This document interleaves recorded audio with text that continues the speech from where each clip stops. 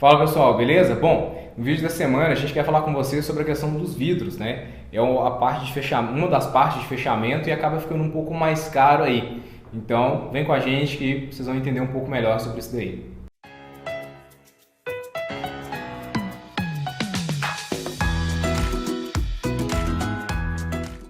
Então, pessoal, continuando, né, sobre as nossas escolhas, a gente vai falar para vocês um pouquinho, né, do que a gente levou em consideração em termos de orçamento, em termos de estética também, para fechar a questão dos vidros.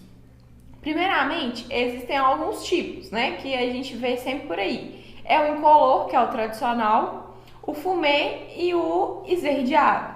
O incolor, ele tem um valor mais em conta, né? O verde e o fumê, eles acabam sendo mais caros. No nosso caso, o que a gente optou? Na frente da casa, o que vai ficar mais... vai aparecer mais, né? Vai ficar mais pra rua, talvez onde vai tomar mais sol, a gente optou pelo fumê. No restante da casa, por uma questão de orçamento, a gente trabalhou com o incolor, né? Lembrando o seguinte, pessoal, se vocês tiverem vidros acima de 2,40 m, dependendo do lugar que vocês forem orçar, tem gente que não gosta muito de fazer, porque acha que é perigoso, né? No caso dele quebrar, etc. Então, e sem falar que tem lugares que a partir de determinada altura, eles já gostam de fazer com o vidro com uma espessura maior. E, consequentemente, uma maior espessura de vidro gera um maior valor aí no montante final, né? Normalmente, os vidros de todos os lugares que a gente orçaram pra gente com vidro de 8 milímetros. Mas aí, na medida que vai aumentando, vai ser de 10, tem vidro de espessuras bem maiores, dependendo do tamanho do vão. E uma coisa que é interessante também foi o seguinte, pelo menos aqui na nossa região, foram o quê? 4 orçamentos que a gente fez? Dos 4 orçamentos, nenhum quis trabalhar com vidro abaixo, né? Ou seja, eles falam o seguinte, a esquadria, né, por exemplo, o perfil onde o vidro vai correr, ele é padrão, ele é um padrão para 8, para 10, etc. Então, se eu colocar um vidro, por exemplo, de 6 milímetros, o vidro vai ficar solto lá dentro, né? Vai ficar balançando lá dentro. Só que na internet, eu fui pesquisar, fui dar uma olhada, existe o trilho para o vidro de 6 milímetros. E isso, o valor também ia cair muito. Por exemplo, o vidro que vai ficar na janela dentro do banheiro. Cara, não tem necessidade nenhuma de ser um vidro de 8, mas aqui na região o pessoal não faz. Então, a casa inteira acabou sendo um vidro de 8. Em alguns lugares eu tinha até falado de colocar um vidro de 10, mas aí onde o pessoal a última empresa, né, que foi a empresa que a gente fechou, eles me explicaram um pouco mais sobre os tipos de esquadria, como que funciona, e aí eu vi que realmente não tinha necessidade de colocar um vidro de 10, apesar de ser um vão de 3,5 metros por 3,5, vamos pôr assim, só para ficar mais claro. Então é um vidro muito grande, é um vidro de 3,5 metros de altura. Mas mesmo assim, eles me mostraram em algumas lojas aqui na cidade que eles fizeram, realmente é a esquadria simples, né? Porque dentro desse meio de esquadrias tinham outros que daqui a pouco a gente vai acabar comentando. Então a questão do tamanho foi essa, e o que ela está falando é verdade. Teve uma pessoa que fez o orçamento, o cara queria pegar, por exemplo, uma porta de 2,40 m. Ele queria fazer a porta de 2,10 e fixar o vidro de 30 centímetros. Pensei, mas tá doido? Fica ridículo. Mas é porque padrão do mercado é 2,10. Né? Então, assim, é uma coisa... Aí eu falei, não pode, cara. Você tá louco? Vai ficar muito estranho isso daí. Só pra lembrar, pessoal, que tipo assim, se você tiver um vão maior e o vidro for fixo, isso é mais fácil, tá? Porque o vidro vai ficar fixo. No nosso caso, muitas empresas, né, tipo, meio que não quiseram pegar, colocaram dificuldade, porque a gente tem um vão grande e esse vão, as portas, elas são móveis. Então foi aí que muita gente criou objeção, teve gente que não mexe com isso não, vamos colocar um vidro fixo e tal. Fazer um peitoril, né, tipo, como se fosse um barrado e deixa o resto como se fosse uma janela. Então a gente acabou fechando mesmo com a empresa que a gente escolheu justamente por isso, porque eles não criaram objeção, ajudaram a gente a alguns pontos, então a gente acabou fechando com essa empresa. E também a questão do incolor e fumê que ela comentou, lógico, uma questão de orçamento, que dá uma diferença aí de 20%, né, dependendo do caso, falo da questão só dos vidros. Porém, são vidros que vão ficar em locais que não estão virados para a rua. Por exemplo, a porta que vai para a garagem, não tem necessidade de ser um fumê, né? Pode ser um incolor, está dentro da casa, vai estar coberto. A porta da sala, por exemplo, a sala está virada para a varanda.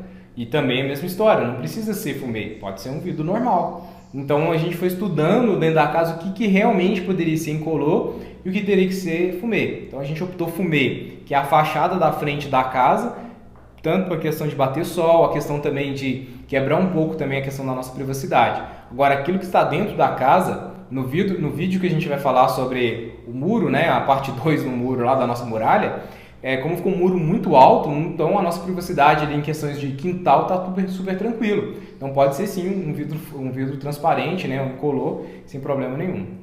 E lembrando, pessoal, como vocês sabem que a gente já falou que várias vezes, vários itens, né, durante essa pandemia, elevaram demais o valor. E o vidro foi um desses itens. Tipo assim, a gente fez um orçamento tipo, antes da pandemia, durante a pandemia tipo, aumentou R$4.000. O mesmo orçamento. Então, assim, foi uma coisa que encareceu muito. Então, foi o que ajudou a gente a pesar isso também. De colocar o fumê só, de fato, na área que é virado para a rua, né? E nos demais a gente optou por incolor justamente por isso. Para a gente conseguir equilibrar o orçamento. Outra coisa também é a questão das esquadrias. Que é a moldura lá bonitinha do vidro. Normalmente tem o alumínio, né? Que é o que a maioria das pessoas usa. E a gente tem a ferragem preta, que é um pouco mais resistente, consequentemente, um pouco mais cara. Ela leva aí cerca de 10 a 15% do orçamento. É de alumínio. Na verdade, o material em si continua sendo alumínio, né? Só que é um revestimento diferente. Mas costuma levar aí entre 10 a 15%, dependendo do seu fornecedor. Então, é uma coisa que, se para você não faz diferença, então... faz no alumínio natural fosco mesmo, que é o que a maioria já vai orçar para você, que você acaba gerando uma certa economia. Uma economia também de uns 20% também, né, nessa brincadeira. Entre 10 a 15. A gente só não colocou a casa toda no alumínio natural, por exemplo, por questões estéticas mesmo, não vai quebrar, né, a ideia. E a outra, vamos supor, a gente colocou o vidro incolor lá na sala.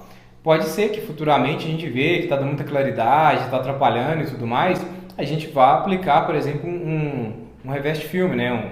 Reveste filme mesmo? Um reveste filme. Como se fosse um reveste filme, uma película, né, ali no vidro. Ou então a gente vai colocar uma cortina, etc. Mas pelo menos a estrutura da janela já está pronta. Então, se a gente quiser futuramente melhorar ali, tá ok. Mas eu não vou precisar trocar toda a esquadria, colocar uma esquadria diferente, gerar outro tipo de gasto. Não. A gente já vai colocar, tá vendo? Tem certos gastos que a gente está fazendo que a gente está pensando nisso, tá? O que gera menos trabalho depois? Não tem que quebrar, não tem que furar, não tem que fazer nada. Né? Só trocar, substituir? Então a gente opta, né, sempre por esse ponto aí. Outro detalhe também foi a forma, né, de fixação desses vidros, né? Então vocês podem ver que tem lugar que a esquadria ela é embutida, ou seja, o cara tem que vir cortar o chão, colocar o perfil lá no chão. Só que quando você faz isso, você tem que ter uns furos nessas esquadrias com umas mangueirinhas para tirar a água, a sujeira, né, quando você for lavar, ali daquele perfil. Só que quando a gente faz isso, tem que passar mangueira dentro da casa, né, e tal. Então a gente não quis fazer dessa forma. Então o que a gente fez, eu vou colocar o videozinho aí de lado rolando, eu mantive a mesma estrutura de janela. Então na janela a gente trabalhou com 2 pedras. Então na pedra de baixo é onde vem a esquadria da janela. Então, para as portas, né, nós fizemos a mesma história. Por quê? Aí eu não preciso trabalhar com mangueirinha no perfil furado. Eu só furo o perfil para a água, né, da vazão ali na água, na sujeira. E fica dando esse ressalto. Mas fica feio. Não, porque está para o lado externo da casa, né? Então, de qualquer forma, por exemplo, a sala para a varanda já tem um desnível. Então, a gente colocou uma soleira, né? A gente falou que a soleira, um dos usos dela é para isso, mostrar que está tendo um ressalto ali. Então, nessa soleira, a gente colocou ela de 2 pedras. Então, facilitou. E gera menos manutenção. O custo também é menor, porque para e pensa, né? O outro, se der algum problema, você vai ter que arrancar fora. Se problema, você vai ter que quebrar sua pedra. Vai ser um pouco mais chato. No nosso caso, se a gente, né, futuramente tiver que ter uma manutenção, eu simplesmente vou desparafusar ali a esquadria, tirar ela fora. A pedra fica no mesmo lugar. Então, eu não quero mais vidro fixo, igual a gente tá lá. Um vidro fixo, o outro de correia. Agora eu quero as 2 abas para abrir. Beleza, aí a gente troca a ferragem, né, troca a esquadria, coloca. A estrutura, a porta não vai mudar nada. E do outro talvez mudaria, né? Então, são esses detalhes aí que a gente pensou também em gerar uma certa economia e ficar mais prático, né, no dia a dia nosso ali. Então, pessoal, em termos de valores, né, só para vocês terem uma noção, a gente fez um orçamento com várias empresas aqui na nossa cidade. Acabou que no final de tudo a gente não fechou com a empresa mais barata, embora a gente tenha achado orçamentos mais baratos, né? Mas a gente optou por aquela que oferecia uma qualidade bacana e que o atendimento deles foi um atendimento muito bom. Inclusive, é o que a gente comentou, né? Eles não criaram objeção e, ajudaram a gente com a solução e não criando objeção. Então, vale a pena, né, vocês terem referência de profissionais da cidade de vocês, levarem em conta tanto o preço quanto a questão da qualidade. E fora, que outro detalhe que eu acho que foi importante também fechar com eles, é a garantia. Então, o vidro deles em si tem uma garantia bacana, o serviço deles tem uma garantia, fizeram para nós uma forma de pagamento bem interessante também. A maioria pede, por exemplo, 50% adiantado, uma parte, o restante depois. O deles é só depois que entregar o serviço, aí a gente vai, né, fazer a forma de pagamento com eles. Então, pessoal, só para finalizar, né, o vidro foi uma parcela considerável, né, do nosso orçamento, porque a nossa casa tem bastante vidro. Então, é um ponto a se pensar, né, na hora que vocês estão fazendo o projeto com o arquiteto de vocês, se vocês querem muito vidro, se não querem, porque isso vai pesar no final do orçamento. E principalmente essa questão dos orçamentos com as empresas, né? Levar em consideração se vocês têm recomendação, se o trabalho é bacana. Como a gente disse, a gente achou orçamentos melhores, mas a gente não tinha recomendação, então acabou que nesse ponto a gente decidiu talvez não economizar em termos de qualidade, porque querendo ou não, o vidro é uma coisa que tende a ficar pro resto da vida. Então, esse foi o nosso vídeo de hoje sobre as nossas escolhas dos vidros. Então, até o próximo vídeo. E não só essa questão também do custo da empresa, né?